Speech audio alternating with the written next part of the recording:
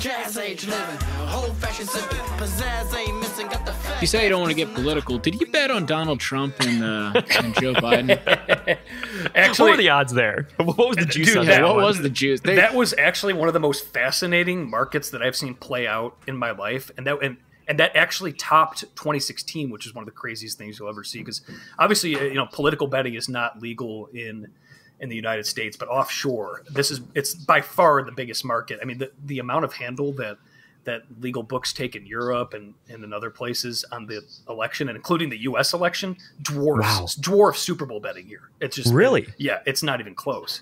And for the election, I don't have. I mean, we're talking billions of dollars wagered, and the amount of money that came in on this election was absolutely crazy. But you monitor the lines, and I recorded a podcast on this. I think it was episode 99, and I tried to break it down after the fact. I brought on a guest that was more savvy on that stuff, and basically, like, we saw like a complete market overreaction on election night this year, where I mean, you guys know the story too. I mean, it was Biden was favored before election night, and then on election night, Trump moved to a massive. I think he got as high as $7.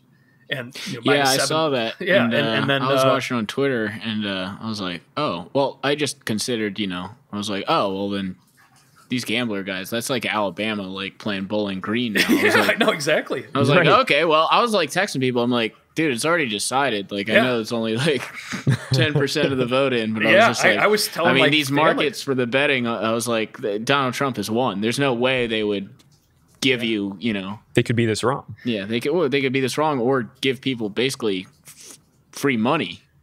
It was crazy. It's something like you just won't see in a market with that much liquidity and that much money going into it, being that wrong. Because I was saying the same thing, because I always say the markets are truth. Like, markets will get you to where you need to be, the wisdom of the crowds and stuff.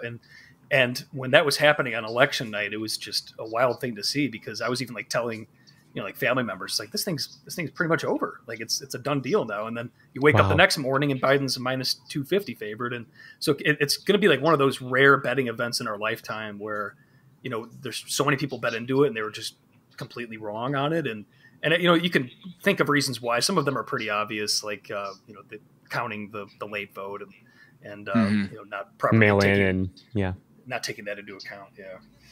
Yeah. Yeah, they probably were just looking at it and just like, well, they didn't expect the steal, Mike. I mean, come on. Don't get political, Mike. Where do you stand on the steal and storming the Capitol building? Let's just go right into it. Doug's podcast becomes completely political. You'll be canceled. You've been kicked.